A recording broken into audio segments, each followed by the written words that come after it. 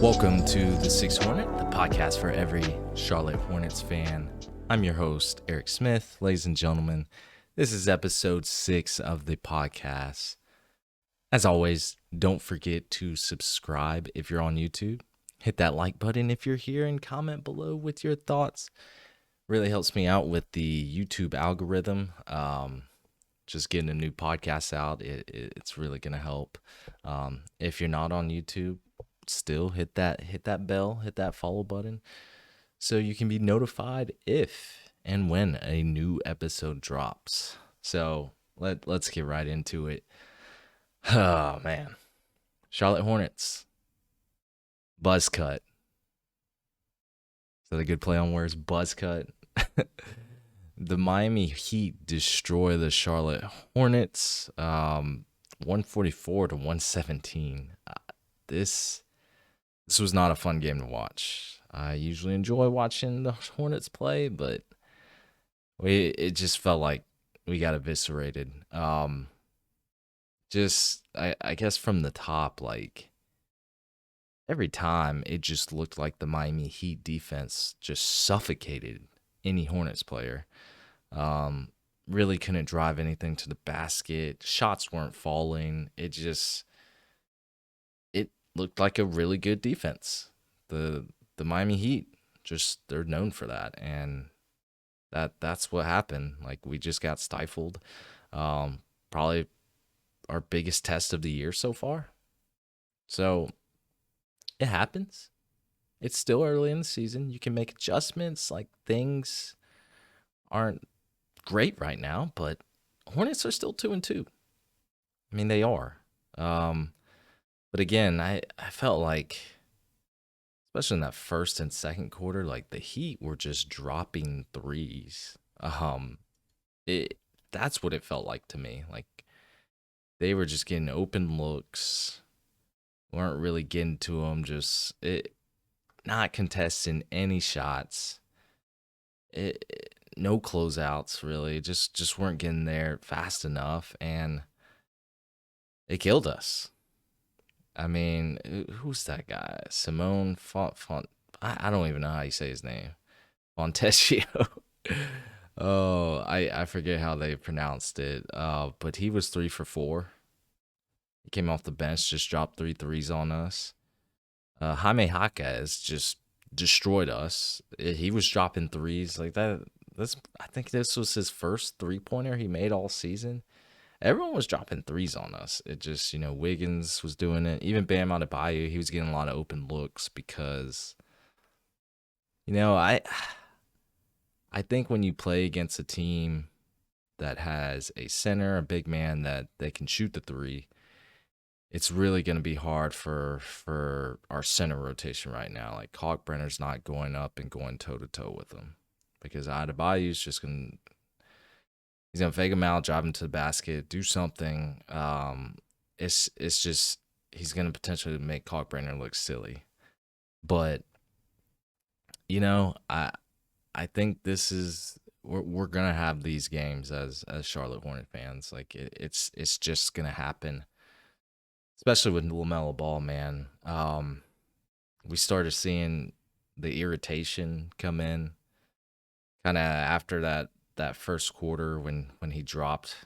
I think it was 14, 15 points in the first. He was hot. And I know a lot of fans were mad that Charles Lee kind of took him out, didn't bring him back into the second, kind of cooled him off almost. And it did feel like that, but I think Ball was getting very frustrated. And if anyone's seen that picture, you saw that he was not happy with that offensive charge called on him. He just had enough of it, and he threw a finger up.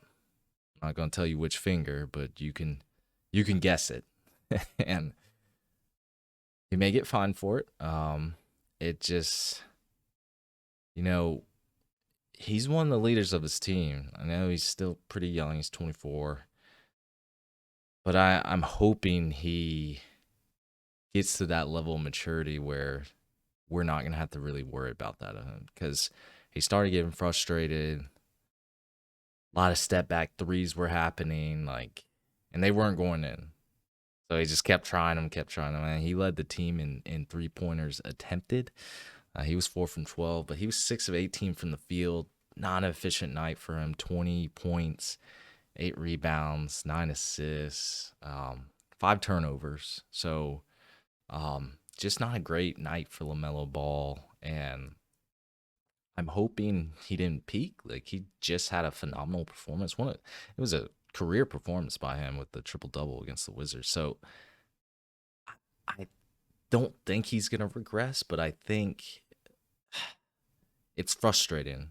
Like, the refs weren't on our side that night, um, and we just got to see where it goes from here. Can he grow from it? I mean, we've seen him grow over the years since the 2020 year. He's still a pretty young player, like, surprisingly. So, but this could be just a one-off night. Um, Speaking of step back threes, like, Miles Bridges is also doing that. I mean, at one point I tweeted, I just said, Bridges, you got to stop taking these threes. Like, stop taking pull up threes. It's not working. You're not that player. It just That's my opinion. I don't think Miles Bridges is that type of player. He shouldn't be utilized like that. Um, Colin Sexton, 7 for 11, 18 points, 5 rebounds, 6 assists. Colin Sexton was one of the bright spots of the night. Sexton's still doing his thing, but I saw on a few attempts. I mean, he got stifled by this Heat defense. They were no joke.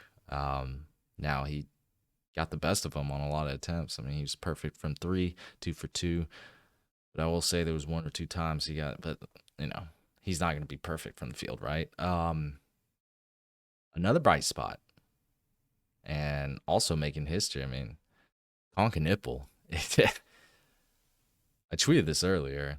Top 5 in 3-point percentage with at least 33s attempted this NBA season. Guess who's number one?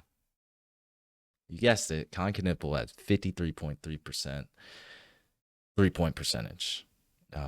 Behind him is Sam Merrill, Tyrese Maxey, Devin Vassell, and Lauri Markkanen.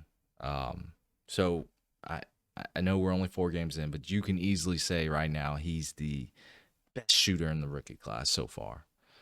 Probably is, period. I just He's making life easier for the starting unit.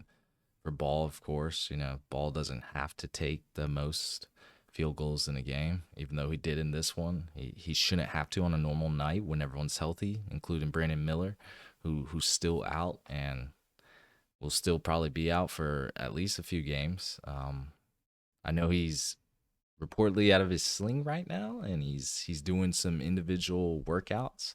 So again, I think we'll have some more information in the coming days. So that's good. But right now we're without Brandon Miller. Really need someone to step up. That's Knipple right now. I mean, he dropped 19 points, 4 assists, 3 rebounds. He's getting it done, man. He's getting it done.